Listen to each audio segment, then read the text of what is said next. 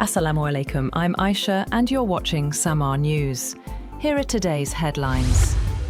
The United States and Iran have traded fresh strikes as negotiations continue to end a 3-month-old conflict. The US said it struck Iranian military sites over the weekend in response to what it called aggressive Iranian actions, including the shootdown of a US MQ-1 drone over international waters. In a post on X, US Central Command said American fighter aircraft responded by targeting Iranian air defenses, a ground control station, and 2 one-way attack drones that it said posed clear threats to ships moving through regional waters. CENTCOM added that no US military personnel were harmed. Iran's Revolutionary Guard said it had targeted an airbase used by the United States for an attack on southern Iran.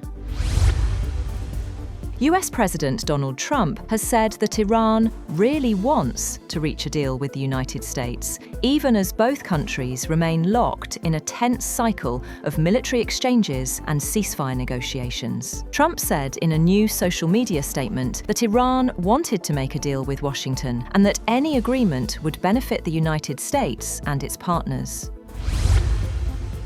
Reports claiming that Iranian President Masoud Pezeshkian resigned have triggered fresh speculation about internal power struggles in Tehran. US media and foreign outlets reported that Pezeshkian had submitted a resignation letter to the office of the Supreme Leader. According to the reports, Pezeshkian allegedly asked to step down because he and his government had been excluded from key decision-making within Iran's ruling system. However, a senior official in the Iranian administration dismissed the resignation claims, calling them false and part of the media games of certain foreign outlets. He wrote in a post that President Pezeshkian will not retreat from serving the people, just as the Iranian nation will not step back from the path of solidarity and resistance.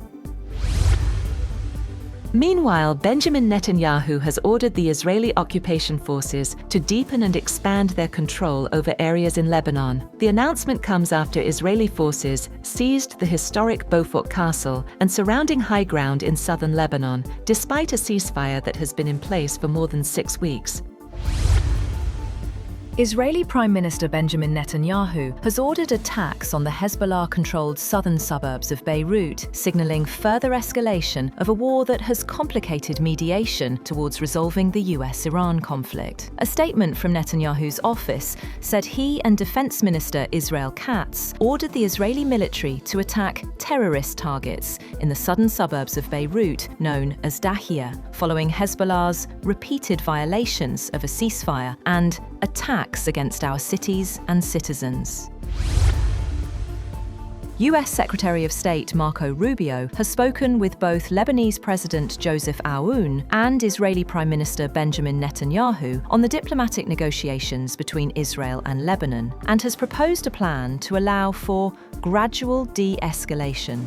An official said the US has proposed that as a first step, the Iranian-backed Hezbollah militant group would stop all attacks on Israel, and in return, Israel would refrain from escalation in Beirut. The official added this would create space for gradual de-escalation and an effective cessation of hostilities. That's all for now. For more updates, visit www.samaa.tv. Thank you for watching Samaa News.